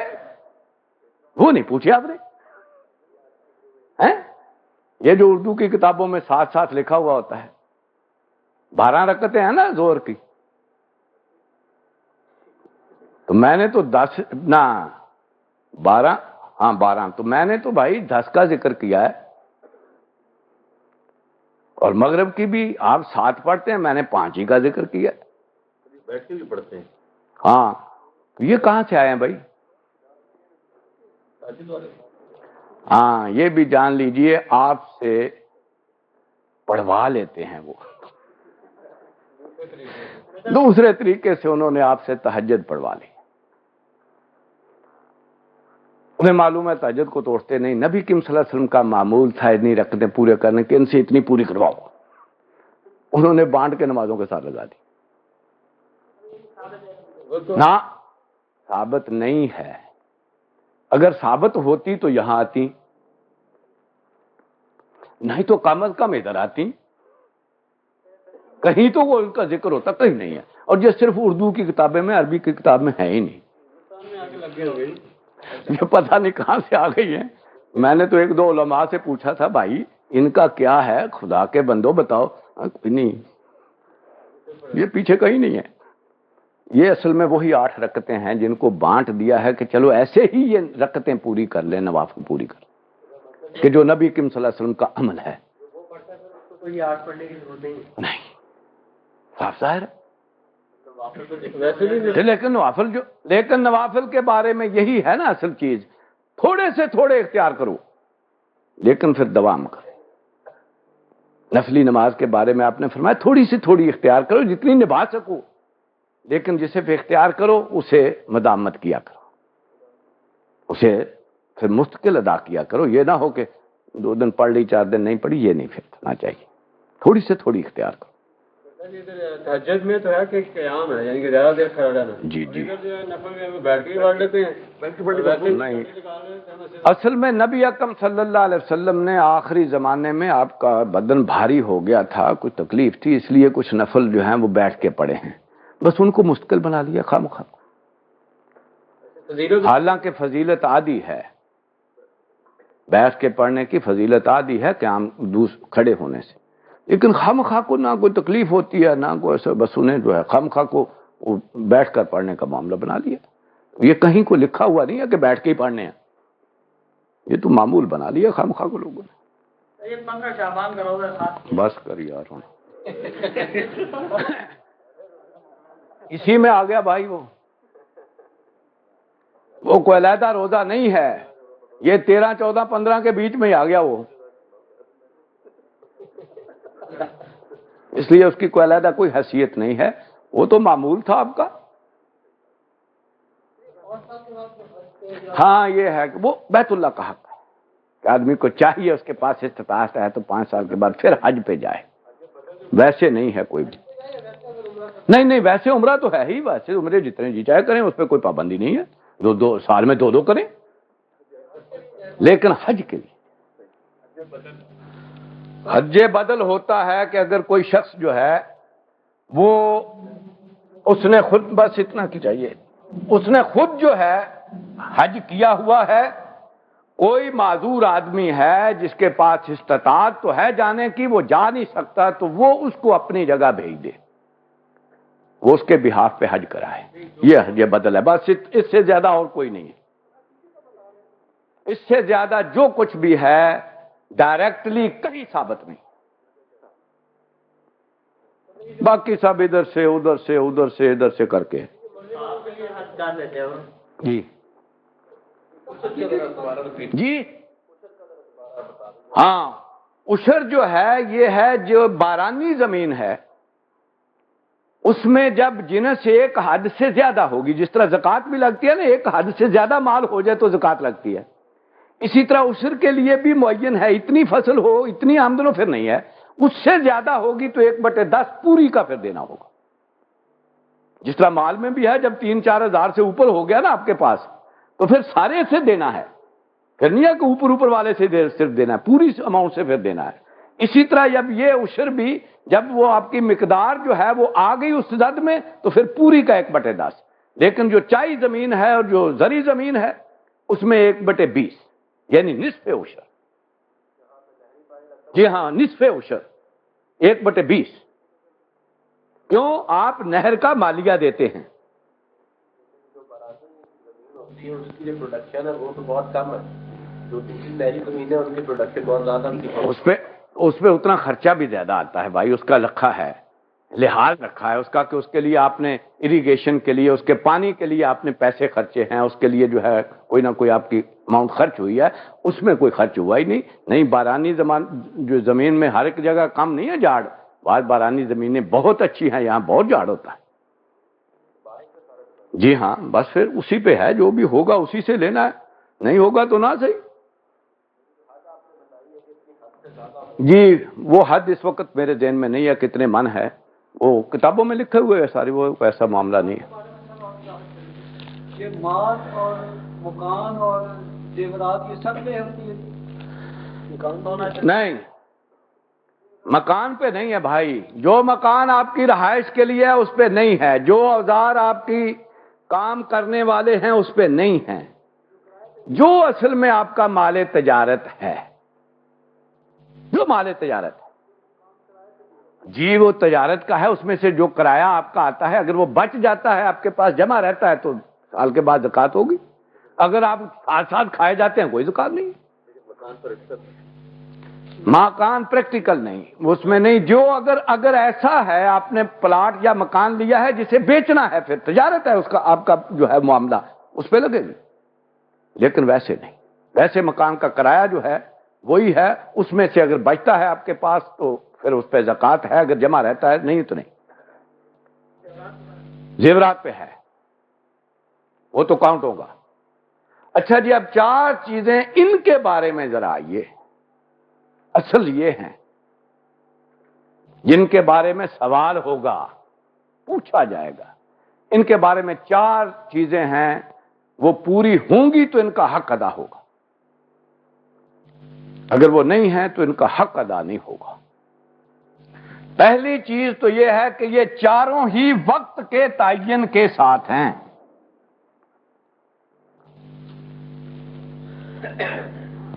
حج جو ہے مخصوص دنوں میں ہے، زکوٰۃ کے لیے دن معین کیا جاتا ہے، گورنمنٹ دن معین کرتی ہے، اسی دن سب سٹاک ٹیکنگ ہوگی، اسی دن وصول کر لی جائے۔ رمضان معین دنوں میں ہے، نماز معین اوقات میں ہے، یہ نہیں ہے جب جی چاہے پڑھ لو۔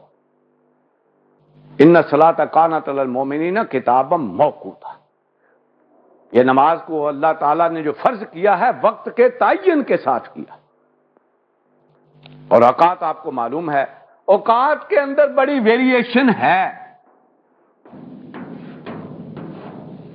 لیکن جو بھی آپ وقت معین کر لیں پھر اس پہ اجتماعی پڑھنی ہے، یہ ساری اجتماعی ہیں، ان میں سے انفرادی کوئی نہیں،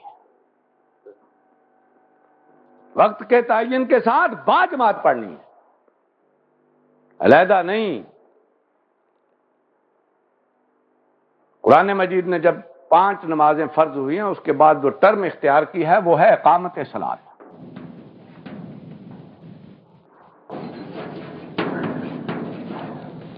اور نماز کی اقامت تب ہوتی ہے جب باجماعت پڑھی جائے،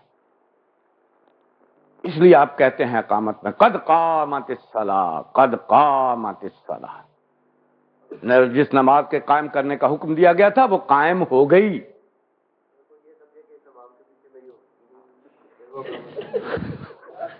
کسی اور امام کو ڈھونڈ لے، پھر کوئی اور مسجد ڈھونڈ لے بھائی، اس کے پیچھے نہیں ہوتی تو، یا کوشش کرے اسے ہٹائیں، پھر کیوں نہیں ہوتی؟ آپ کو جو بھی آپ کے پاس عذر ہے لوگوں کے سامنے لائیں اور پھر فیصلہ کریں کہ اس کو رکھنا ہے کہ نہیں۔ لیکن یہاں تک ہے، آپ نے فرمایا ایک وقت آئے گا لوگ بڑی دیر سے نمازیں پڑھیں گے، دیر کر کے۔ ابھی نے عرض کیا اللہ کے رسول میں پھر کیا کروں اس وقت؟ آپ نے فرمایا اپنے وقت پر بھی پڑھو لیکن ان کے ساتھ بھی پڑھنا۔ جی نہیں، وہ اجتماعیت نہیں چھوڑنی، پھر باجماعت پڑھنی ہے ان کے ساتھ مل کے، اگر وہ لیٹ کرتے ہیں تو اپنے وقت پہ پڑھ لو لیکن ان کے ساتھ پڑھنی پڑے گی، یہ علیحدہ نہیں ہے۔ لیکن اوقات میں بڑی ویریشن ہے ہمارے ہاں، جی ہمارے وہ ایک نفلی ہو جائے گی، اس کی دوسری فرض رہے گی۔ یہ ہمارے ہاں جو ویریشن ہے اوقات میں، یہ وقت کے اندر ہی ہے، اسے بہت نہ زیادہ کو لے جائے، مگر نہ یہ ویریشن اسی کے اندر ہے۔ چنانچہ نبی اکرم صلی اللہ علیہ وسلم سے پوچھا گیا نماز کے اوقات کے بارے میں، تو آپ نے فرمایا 2 دن ہمارے ساتھ رہو۔ پہلے دن آپ نے ساری نمازیں پہلے وقت میں پڑھی، یعنی ہر نماز جو ہے وہ اذان کے سمجھ لیں 15-20 منٹ بعد پڑھ لی، فجر بھی، ظہر بھی زوال کے 15-20 منٹ بعد، عصر بھی جیسے اہل حدیث پڑھتے ہیں وہ وقت، مغرب بھی جیسے ہم پڑھتے ہیں۔ کیسے بھلا پڑھتے ہیں؟ اگر مؤذن باہر اذان دے دیا ہو تو اسے اقامت بھی نہیں کہنے دیتے، وہ بیچارہ اقامت سے بھی رہ جاتا ہے، پہلے ہی کھڑے ہوتے ہیں اقامت کہنے والے، اتنا بھی وقفہ نہیں کرتے۔ اور عشاء جیسے ہم 1.5 گھنٹہ پورا کرتے ہیں وہ مشکل ہے، کیونکہ اس سے پہلے ہوتی ہی نہیں۔ دوسرے دن اپنے ساری نمازیں تاخیر سے پڑھی، یعنی فجر اس وقت پڑھی جیسے سنی پڑھتے ہیں آج کل، نہیں آج کل نہیں، مطلب عام دنوں میں، آج کل تو سارے پہلے آتے، پہلے وقت میں سارے نپٹاتے ہیں۔ تو ظہر کی نماز جو ہے یہی کوئی 2 بجے، عصر جو ہے وہی آج کل کوئی 4:15 4:30، یہ لاسٹ ٹائم ہے، ہاں لاسٹ پہ پڑھتے ہیں، منیمم پہ بیٹھے ہوئے ہیں۔ اور مغرب جو ہے وہ کوئی آدھ گھنٹہ بعد یا 15-20 منٹ بعد سورج غروب ہونے کی، اور عشاء جیسے آج کل 8:30-9 بجے پڑھی جائے۔ تو اگلے دن آپ فرمایا کہاں ہے وہ سوال کرنے والا؟ کہا جی میں ہوں۔ آپ نے فرمایا ان دونوں کے درمیان نماز کے اوقات ہیں جو بھی معین کر، اس میں معین کر لو، پھر اسی وقت پڑھو، باجماعت پڑھو۔ یہ ہے ویریشن، اس میں اتنی لڑنے کی ضرورت نہیں ہے، لیکن پڑھنی باجماعت۔ کیونکہ یہ ساری اجتماعی ہیں، فرض ہیں، فرض اجتماعی ہے، اس میں کوئی ایسی چیز ہے ہی نہیں چھپانے کی یا دوسرا کرنے کی۔ یہ اجتماعی زکوٰۃ کا جو ہے یہ جو بینک سے کاٹی جاتی ہے یہی اجتماع، یہ اجتماع ہے اور کیا ہے؟ وہ بھائی جگہ ٹیکس آپ نے اس سے بنایا ہوا ہے، وگرنہ طریقہ یہی ہے۔ جگہ ٹیکس کیوں ہے بھائی؟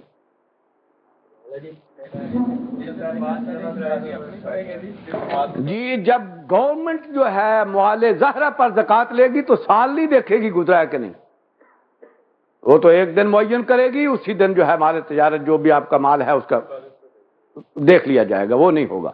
آپ کا جو مال باطنی ہے جو گھر میں رکھا ہوا ہے وہ دیکھے سال گزر گیا ہے تو اس پہ ڈیو ہے، وگرنہ نہیں۔ لیکن مال ظاہرہ پر نہیں دیکھا جائے گا کہ ارے کا صاحب کا طرح کس دن خریدی تھی، کس دن رکھا تھا، کس دن، یہ نہیں ہوگا۔ وہاں تو ایک دن معین ہوگا، اس دن جو سٹاک ہے اسے کاؤنٹ کر لیا جائے گا، اس پہ زکوٰۃ لے لی جائے گی۔ یہ ایسی نہیں ہے، کوئی دھروئی نہیں ہے۔ نہیں جی، ڈپازٹ اکاؤنٹس باطنہ میں نہیں آتے، تجارت میں آتے۔ کیوں؟ ڈپازٹس کا اصل تصور تجارت کا ہے، علیحدہ بات ہے تجارت نہیں کرتے، آپ کو سود دے دیتے ہیں، ایکچولی تو آپ نے اماؤنٹ جو ہے وہ لگائی ہے تجارت کے لیے، اس لیے اس میں نہیں آتے۔ بینک تو تجارت کر رہا تھا، کرنٹ اکاؤنٹ آتا ہے جو آپ نے رکھا ہی وقتی طور پر ہے، اس کا آپ خود حساب کیجئے، آپ کے پاس کتنی اماؤنٹ جو ہے وہ رہتی ہے، کیا نہیں ہے، پڑی ہے، اس کا خود دیجئے، اس پہ بینک نہیں لے گا۔ ہاں جی، دوسرا معاملہ جو ہے ان سب کا دوام ہے۔ یہ روزے کی فرضیت رہ گئی حج کی۔ بھائی دیکھیے، جس کے پاس بھی راہ کا سفر کا خرچہ ہے اور پیچھے جو اس کے لواحقین ہے ان کے لیے اتنی وقت کا خرچہ ہے، اس پر فرض ہے۔ وہی میں ابھی کرنے لگا ہوں، اسی کے اندر ہے، یہ دائمی چیزیں ہیں، دوام ہے ان پر۔ اور وہ یہ یہاں تک ہے اگر ایک روزہ جان بوجھ کر چھوڑ دیا، پوری عمر نفلی روزے رکھیں وہ پوری نہیں ہوگا، اس کا بدل نہیں بنے۔ جس کے پاس رازاد راہ ہے پھر بھی نہیں جاتا، اللہ کو کوئی پرواہ نہیں ہے، یہودی ہو مرے یا نصرانی ہوگا۔ یہ ہے، یہ دوام ہے ان کا، یہ نہیں جب جی چاہے کر لو، چند دن کر لو چند دن نہ کرو، نہیں۔ جو بھی فرائض ہیں وہ پورے کے پورے ادا کرنے ہیں، دائمی۔ سنا ہے کہ جس کے اوپر زکوٰۃ فرض ہے وہ اس کے اوپر حج فرض ہوتا ہے۔ نو، اس کا اپنا نصاب ہے، اس کا اپنا نصاب ہے، یہ کوئی ایسا نہیں ہے، اس کا اپنا ہے معاملہ، اس کا اپنا ہے۔ تیسری چیز جناب حفاظت ہے ان کی۔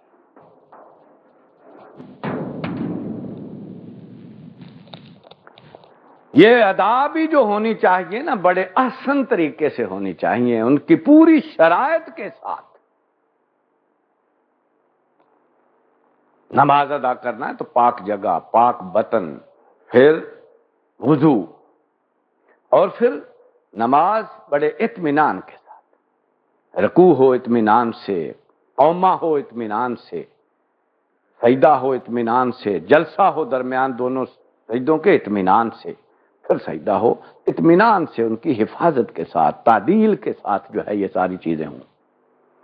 اسی طرح رمضان کا روزہ جو ہے یہ پورے اہتمام کے ساتھ، جھوٹ نہ ہو، جھوٹ کا کاروبار نہ ہو، حرام کی روزی نہ ہو، پورے شرائط کے ساتھ جو ہے وہ اللہ قبول کرتا ہے۔ اسی طرح زکوٰۃ کا مال ہے، اور اسی طرح حج ہے۔ ان ساری شرائط کے ساتھ کہ جو اللہ نے معین کی ہیں ان کو پوری طرح، ان کی پوری ادائیگی کے ساتھ ان کو ادا کریں گے تو حق ادا ہوگا، وغیرہ۔ چوتھی چیز جو ان سب کو جو ہے اصل جو مقصد ان کا ہے وہ سامنے رکھ کر ان کو ادا کیجیے، کہیں یہی مقصود نہ بن جائیں۔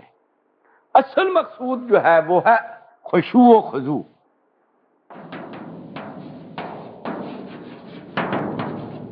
عاجزی، انکساری،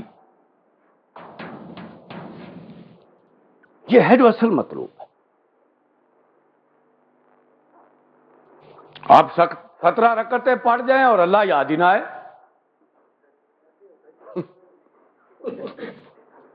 تو یہ تو مقصد نہیں ہے اس نماز کا. یہ نماز تو اللہ کی یاد کے لیے. واقعی جیسے آپ کا جسم جھک رہا ہے ویسے انا بھی جھک جائے, وہ بھی سجدہ ریز ہو واقعی اللہ کے سامنے, وہ بھی عاجزی ظاہر کرے. دماغ اسی کا حصہ ہے, دماغ اور تو نہیں ہے, وہ انا ہی کے ساتھ ہے. انا جھکی ہو تو دماغ بھی حاضر رہتا ہے, انا ہی نہ جھکی ہو تو دماغ کہیں اور ہوتا ہے, وہ جسد کا حصہ ہے. عاجزی ہونی چاہیے. روزے جو ہیں اس میں مطلوب جو ہے وہ بھوکا رکھنا نہیں ہے, اصل مقصد ہے تقوی پیدا ہو, باقی اللہ کی نافرمانی سے بچنے کا آپ کے اندر عزم پیدا ہو جائے, میں نے نافرمانی سے بچنا, پھر روزہ ہے.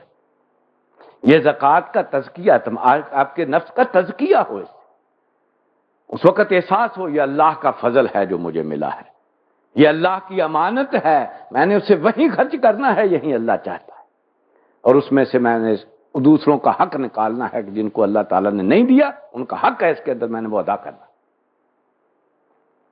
اور حج میں بھی اس اندیا کے ساتھ حاضری ہے اور مال حلال سے, اور وہاں پر جا کر انابت ہو. واقعی وہ نہ ہو جو نبی اکرم صلی اللہ علیہ وسلم نے وہ حدیث میں بیان کیا ہے. ایک آدمی ہے بڑی دور سے سفر کر کے آیا ہے, بال اٹے ہوئے ہیں گرد و غبار سے, کپڑے جو ہیں اس میں میل لگی ہوئی ہے, کہتا ہے یا رب کعبے میں کھڑا ہو کر انا یستجاب لہ. آپ نے فرمایا کیسے اس کی دعا قبول ہو؟ مطعمہ حرام و ملبسہ حرام و غذی بالحرام, اس کا پہنا ہوا حرام کا ہے, اس کا کھانا حرام کا ہے, اس کا یہ تو جو بنا ہے جسم حرام کی غذا سے بنا ہوا, اس کی دعا کیسے قبول؟ وہ نہیں. اصل مقصود تو یہ ہے مال طیب کے ساتھ جاؤ, وہ حلال کما کے پھر اس کے لیے سفر کرو, پھر اللہ کی جو ہے جناب میں حاضری دو. مقصود یہ ہے, یہ صرف چکر لگانے نہیں ہے. سر آپ نے فرمایا کہ ان فرائض کے لیے اوقات مقرر ہیں. جی, کیا وجہ ہے کہ وہ ترازہ 2 دن پہلے روزہ شروع کر دیتے ہیں, پنجاب والے 2 دن بعد؟ وہ چاند دیکھ کر کرتے ہیں بھائی, یہی وقت معین ہے رمضان کے لیے, چاند دیکھو روزہ شروع کرو, چاند دیکھو چھوڑ دو, اس کے لیے معین. یہ مال کی جو بات ہے, اس میں جو پیسہ انسان بینک میں رکھتا ہے, ظاہر ہے حج کے لیے 1.5 لاکھ جو ہے وہ اپنے پاس جیب میں نہیں رکھ سکتا. تو کرنٹ اکاؤنٹ میں رکھیے بھائی, آپ کا پیسہ کمایا ہوا حلال سے ہے نا, اس پہ سود نہیں لے رہے آپ, اپنی حفاظت کے لیے اگر رکھتے ہیں کرنٹ اکاؤنٹ میں رکھیے, مجبوری ہے, اللہ جانتا ہے کہ مجبوری کے تحت رکھ رہا ہے, اس کی حفاظت ویسے ممکن نہیں ہے, کوئی ایسا نہیں ہے معاملہ. مجبوری ہے نا, مطلب جی بی فنڈ ہے وہ تو زبردستی جمع ہوتا ہے. زبردستی جمع ہوتا ہے, لیکن انٹرسٹ آپ کی مرضی پہ ہے, لیں یا نہ لیں, آپ کو آپشن ہے, جی چاہے اس پہ سود لیں, جی چاہے نہ لیں. میں نے صرف 2 لفظ ہی لکھ کے دیے تھے, میرا کھاتا ود آؤٹ انٹرسٹ کر دیجئے. انہوں نے مجھے 1 پیسہ بھی نہیں دیا سود, وہ 20-22 ہزار بنا سارا, ٹھیک ہے, لیکن میں نے 2 دفعہ ایڈوانس لیا, 1 پیسہ سود کا انہیں نہیں دیا, اس لیے کہ میں لیتا نہیں بھائی, دوں گا بھی نہیں. اور یہ گورنمنٹ کا اصول ہے, جو ادھر سے نہیں لیتا ایڈوانس پہ اسے نہیں دینا ہوگا. کوئی وہ ایڈوانس لیں, آپ موٹر سائیکل ایڈوانس لیں, ہاؤس بلڈنگ ایڈوانس لیں, کوئی بھی لے, اس پہ آپ کو سود نہیں دینا پڑے گا اگر ادھر سے نہیں لیتے. یہ گورنمنٹ کا معین اصول ہے. نو, ہاؤس بلڈنگ گورنمنٹ سے لیں, وہ ہاؤس بلڈنگ کارپوریشن سے لیں تو اس کا کیا تعلق ہے آپ کے جی بی فنڈ سے؟ گورنمنٹ سے لیں اگر آپ ہاؤس بلڈنگ, تو اس پہ انٹرسٹ آپ کو نہیں دینا ہوگا اگر آپ جی پی فنڈ پہ نہیں لیتے. اگر وہاں لیتے ہیں تو وہاں بھی دیجیے, وہ آپشنل ہے بھائی. یہاں پر تو اگر وہ حلال پہ رہنا ہے تو گھاٹا تو کھانا ہی پڑے گا, کیا کریں. جو مجبوریاں ہیں وہ مجبوریاں تو جھیلنی پڑیں گی نا. وہ جبر ہے, ٹھیک ہے, گورنمنٹ کی طرف سے جبر ہے, لیکن آگے آپ کو آپشن ہے, جی چاہے لیں جی چاہے نہ لیں. جی پی فنڈ سیکشن میں رہتے ہوئے آپ کو آپشن ہے انٹرسٹ کیلکولیٹ کریں یا نہ کریں. گورنمنٹ انٹرسٹ جو اے جی آفس میں کیلکولیٹ کرواتی ہے, پیسے دے کر کرواتی ہے.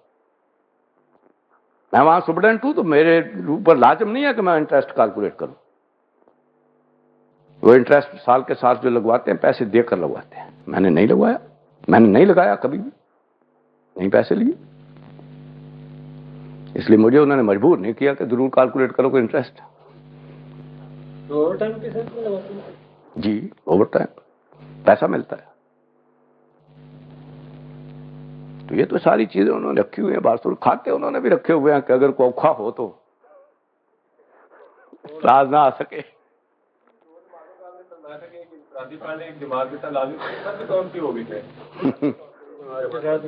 جو جماعت کے ساتھ ہوگی وہی ہوگی. آپ کا بھی ویسے وقت پہ بھی ہو گیا تو، لیکن پھر جو ہے دوسری جو جماعت ہوتی ہے وہی اصل فرض رہتی ہے، پہلی پھر نفلی بن جاتی ہے.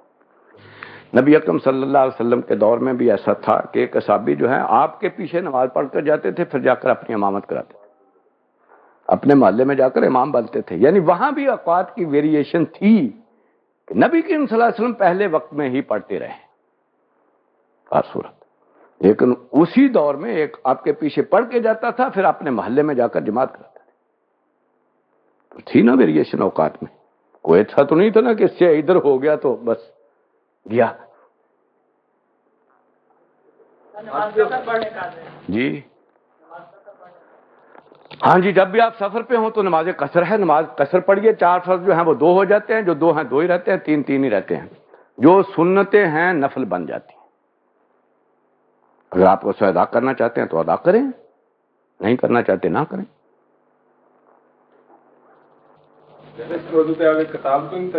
نہیں بھائی، میری یہ حیثیت نہیں ہے. میں نے تو یہ چیزیں رکھی ہیں آپ کے کانسیپٹ کو کلیئر کرنے کے لیے. یہ کوئی قانون نہ اسے سمجھے کہ بالکل یہ فقہ کے قانون پہ نہ لگائیں. میں نے تو موٹی موٹی چیزیں آپ کے سامنے رکھی ہیں، آپ ان کو ادا کریں تو اس شعور کے ساتھ کریں میں کیا کر رہا ہوں، اس کی حیثیت کیا ہے، تاکہ آپ کو جو ہے کم از کم یہ معلوم ہو یہ میری اختیاری نماز ہے، میں کیوں جلدی کر رہا ہوں، مجھے تو اسے آرام سے ادا کرنا چاہیے. میری اختیاری نماز ہے، یہ کوئی اللہ کی طرف سے فرض نہیں ہے، یہ کوئی واجب نہیں ہے. یہ چیزیں بھائی یہیں تک رکھیے گا انہیں. یہ ہیں بھی یہی چیزیں کہ آپ کو اس کی حیثیت بتائی ہے، اس کی کیفیت بتائی ہے. وگرنہ یہ کوئی فقہ جو آئے گی تو وہ تو جناب ایسی جو ہے ہو جائے گا کہ آپ بھی حیران رہ جائیں گے، میں بھی حیران رہ جاؤں. سفر میں جو نماز پڑھتا ہے بندہ، جی کیا ہوتا ہے کہ ٹرین میں آمنے سامنے بیٹھے ہوتے ہیں، سمت کا کیا ہوگا، کیسے تعین کریں گے؟ اصل میں تو چاہیے فرض نماز اتر کر ہی پڑھنی. جہاں کہیں سٹے ہو گاڑی کا تو اتر کر پڑھنی جو ہے وہ صحیح ہے فرض نماز. نفل آپ اوپر ہی پڑھتے رہیں، اس میں ایک دفعہ کر لیں تعین، ادھر کو ہے کعبہ، پھر جدھر کو جی چاہے گاڑی جائے، کوئی فرق نہیں پڑتا. نہیں، آپ نے ایک دفعہ کعبے کی سمت تعین کر کے ادھر کو رخ کر لیں، پھر گاڑی ادھر کو مڑ جائے ادھر کو مڑ جائے، کوئی فرق نہیں، پھر آپ پڑھتے جائیں. فرائض میں بھی بالکل ہی معلوم ہو آپ کو کہ اول تو رخصت ہے، ظہر اور عصر کو اکٹھی کر لو، کہیں مل سکتی ہے تو ان کو اکٹھے پڑھ لو، ملا کے پڑھ لو. مغرب اور عشاء کو اکٹھی کر لو. اگر آپ کو معلوم ہے کہ دونوں کا وقت ایسا نہیں ملے گا مجھے اتر کر، تو پھر بیچ میں پڑھ لو، بیچ میں کھڑے ہو کر پڑھ لو، بہتر ہے. کس وقت اکٹھی کرنی چاہیے؟ جی دونوں وقت میں ہو سکتی ہے. جی ظہر کے ساتھ عصر بھی ہو سکتی ہے، عصر کے ساتھ ظہر بھی. اگر آپ کو معلوم ہے کہ عصر کے وقت کبھی ہے ہی نہیں، مجھے ملے گا ہی نہیں، تو اسے ظہر کے ساتھ ملائیے، اسی ٹائم میں پڑھ لیجیے. اور اگر ہے کہ مل جائے گا تو پھر ظہر کو لیٹ کیجیے عصر کے ساتھ. اصل بہتر طریقہ یہ ہے، لیکن آپ کو معلوم ہے کوئی مجبوری ہے تو پہلے بھی لا سکتے. اس کی نیت کیسے کریں گے؟ جی نیت فرض پڑھنے اور کی کرنا، وہی پڑھنی ہے جڑی ہے. قضا وضا نہیں ہوتی، وہ آپ کے وقت میں ہی پڑھ رہے ہیں، جو کہ جب الاؤڈ کر دیا گیا ہے کہ ان کو اکٹھی کر سکتے ہیں تو آپ وقت میں پڑھ رہے ہیں، اس لیے وہ قضا نہیں ہے، وہ تو وقت میں ادائیگی ہے. اس لیے فرض کی نماز آپ نے پڑھنی ہے، فرض کی نیت کرنی. نیت کا صحیح طریقہ کیا ہے؟ نیت دل سے ہے، الفاظ ادا کرنے لازم نہیں ہیں. یہ تو تلقین کی ہے کہ تاکہ اس وقت یاد آ جائے، اصل نیت دل کی ہے. اگر الفاظ ادا کیے دل میں پتہ ہی نہیں کیا ہے تو نیت نہیں ہوئی. اور اگر دل میں آپ کو معلوم ہے اس وقت آ گیا ہے کہ یہ پڑھ رہا ہوں، زبان سے ادا نہیں ہوئے تو نیت ہو گئی. اللہ اکبر کہنا تو جی اللہ اکبر تو وہ نیت کا حصہ نہیں ہے نا. نیت تو وہ تو پتہ جو نوٹ کرواتے ہیں نا اسے نیت کہتے ہیں نا. ڈاکخانہ کیڑا تے کتھے کھڑا تے کدھر نوں جانا ہے. آج کل ہمارے امام صاحب سورہ بقرہ کا کوئی حصہ تلاوت کر لیتے ہیں اور اس کے بعد سورہ اخلاص کی تلاوت کر دیتے ہیں. یہ کیا اگر تو وہ ہر بار کرتے ہیں تو ٹھیک ہے، हाँ, अगर कभी कभी करते हैं तो उन्हें समझाइए कि वो साहबी जिसकी नकल में, जिसके इत्तिबा में आप इख्तियार कर रहे हैं, वो हर रकत में करते थे जी, हर रकत में, हर नमाज में। क्यों? वो कहते थे जी मुझे बड़ी प्यारी लगती है ये सूरत, इसलिए मैं तो हर रकत में इसको जो है पढ़ के कुरान कहीं से इसको जरूर पढ़ता हूं। तो हमने कहा अगर तुम्हें इससे प्यार है तो अल्लाह को भी तुझसे प्यार है, वो गलत है। यही तो मुसीबत है हमारे यहाँ। एक चीज जो है वो पूरी जिंदगी में ले ली, उसे सुन्नत बना दिया, वो होगी कहीं एक, जैसे शियों ने कर लिया है। ये शिये जो इकट्ठी नमाज पढ़ते हैं ना, ये आपके लिहाज से जैसे वो करता है, कोई गैर मसनून नहीं है। क्योंकि एक दफा नबी अकरम सल्लल्लाहु अलैहि वसल्लम ने बगैर किसी उज़र के नमाजें दोनों जमा की, ज़ोहर और असर, मगरिब और इशा, उन्होंने उसे ही मुस्तकिल ले ली, एक ही दिन।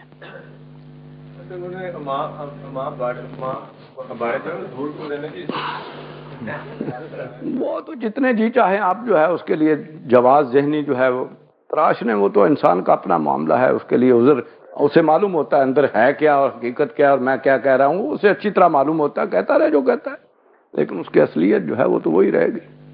अच्छा जी, हालत सफर में है और असर पर मंजिल मकसूद पर पहुंच जाता है तो जोहर फिर उसे वो कसरी पढ़नी होगी होगा। अगर उसने जोहर नहीं पढ़ी तो असर के साथ पढ़ लेगा, पहले 4 फर्ज पढ़े जोहर के, फिर 4 पढ़ ले ना, 2 उसके पढ़े, 2 उसके पढ़ ले सफर में जो है। ये जो कहते हैं कि सिर्फ हज के मौका पर ही नबी वसल्लम ने ये मिलाई हुई है, नो, कौन कहता है? पर तो मंजिल मकसूद पर पहुंच जाएगा ना, उसे 4 ही पढ़नी होगी। पहुंच गया तो जोहर की 2 पढ़ेगा, अगर नहीं पढ़ी तो वो वही रही जो कि आपकी उस सफर में थी, उसकी वो अदायगी जो है वही होगी और असर पूरी हो जाएगी। चलिए, हज जो है वो हज बदल है, वो जिस बंदे को कहा जाएगा कि मैं हज कर रहा हूँ उसको सीख जाएगा, उसका पहले हज करना जरूरी है जी। अगर उसने हज नहीं किया तो बदल नहीं कर सकता, बदल उसी सूरत में होगा उसने पहले हज किया हुआ है, फिर दूसरे की जगह जाएगा। ये खामखा का इस तरह किसी को पैसे ज्यादा, वो किसी को कहते यार तो गरीब आदमी, जब मुझे मैं पैसे देता हूँ हज कर रहा, तो वो हज जाएगा। अगर उसने पहले किया हुआ है, खुद दे रहा है, तो किसी को करवा सकता है, जिसको जी चाहे करवा दे, उसमें क्या है। लेकिन अगर वो माजूर नहीं है, उसे कोई उज़र नहीं है जाने में, तो फिर नहीं है कि किराए पे उसे भेज दे, फिर खुद पहले करे, फिर अजाफी जितने जी चाहे किसी को करवा दे। लेकिन अगर कोई उज़र है तो फिर उसे भेज सकता है जिसने पहले हज किया हुआ हो। हज बदल का जो जिक्र कर रहा है, पर वैसे मतलब वैसे जो आप जितने जी चाहे किसी को करवाएं, लेकिन खुद किया हुआ हो। वो तो गवर्नमेंट खुद अगर नहीं किया हुआ तो फिर वो आपकी जगह नहीं बनेगा। वो फर्ज तो नहीं है कि हज उस पर फर्ज है जिसके पास उतना माल हो वो जा सके। अब एक बंदा उसके पास माल नहीं है, उसको दूसरा बंदा कह रहा है कि मैं तुझे पैसे देता हूँ तो अपना हज करा, जैसे गवर्नमेंट वो अपना हज करे, उसका हो जाएगा, जिसको पैसे दिए हैं वो अपना हज कर आएगा, ठीक है, उसका हो गया। लेकिन ये जो जिसने पैसे दिए हैं उसने अगर अपना नहीं किया हुआ तो फिर क्या जवाब है उसे भेजने का। तो वह ठीक है, जितने को जी चाहे कराए जी, उसको अल्लाह ताला सवाब देगा और उसका हज हो जाएगा, और क्या है। ये गवर्नमेंट ने जो स्कीम निकाली है ये ठीक है। सारी चीजें मेरे को नहीं पूछी भाई, उसकी वो देखिए, जो भी स्कीम है उसकी सारी चीजें देख के फैसला किया जाता है, यूं ही नहीं। मुझे नहीं मालूम कि उसके अंदर क्या चीज जो है जिसको रखकर जो है ये किया गया है। ये गवर्नमेंट जो है, गवर्नमेंट कस्टोडियन है लोगों के माल की, इसकी घर की नहीं है ये कि जिसको जी चाहे कर दे और जिसको जी चाहे कर दे, जिसको जैसे जी चाहे से खर्च करे। एक्चुअली तो उन्हें देखना चाहिए जो जरूरत है पहले लोगों की पहले वहां लगाएं, फिर ये काम धंधे जो हैं वो बाकी करें। तो ये तो सारी चीजें उसका स्कीम है। हमारे यहाँ कोई इसका एहसास ही नहीं है, क्या फराइज हैं, क्या हमारी ड्यूटीज हैं, क्या हक है उस बैतुल माल का, क्या जो है इससे जो है चीजें अदा करने वाली पहले हैं और क्या बाद में। ये तो सारे हमारे सियासी धंधे हैं जो हमने शुरू कर रखे। अच्छा जी, सुब्हानक अल्लाहुम्मा रब्बना व बिहम्दिका नस्तगफिरुका व नतूबु इलैक।